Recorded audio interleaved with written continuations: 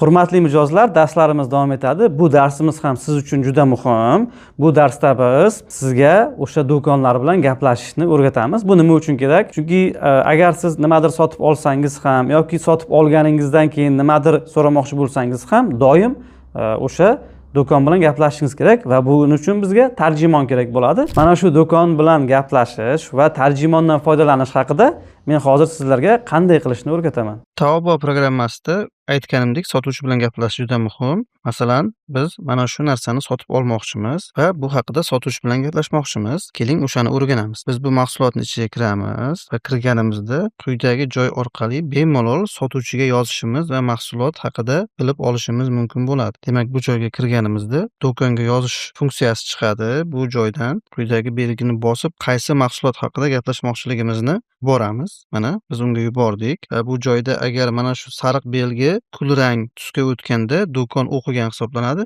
va unga yozib yuboramiz. Uni tarjimondan foydalangan holda tarjimonga yaxshimisiz, o'zimiz xohlagan narsani so'rab yozishimiz mumkin. Masalan, buni bugun yubora olasizmi deb yozib yuborishimiz mumkin yoki qachon yubora olasiz deb yozsak, ularda mana u javob yozdi bizga qaytarib. Do'konlar ham xuddi xodimlar o'tirishadi va biz unga buni yuborganimizda u bizga javob yozadi. Qachon yubora olasiz deb yozishimiz mumkin. Qachon yubora olasiz? Qachon yubora olasiz deb yozsak,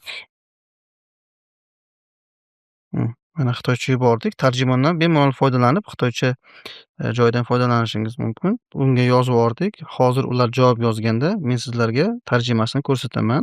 Mana shu joyda yozgan tekstlarini kopiya qilib olamiz. Google tarjimonga qo'yib, nima yozganligini ko'rib olamiz. Buni o'sha tilni o'zgartiramiz pastdan va tarjimani mana shu yerga qo'yamiz. Men shu yerdaman azizim deb yozib yuborgan. Ya'ni sizga javob yozgan va sizning savolingizga u yana javob yozdi. Mana javobini ko'rishimiz mumkin. Javobini tarjima qilib ko'ramiz. Bugun jo'natishimiz mumkin deb yozib yuboribdi. Demak, xuddi shunaqa gaplashib, bemalol fat haqida yoki boshqa savollar berishingiz mumkin bo'ladi.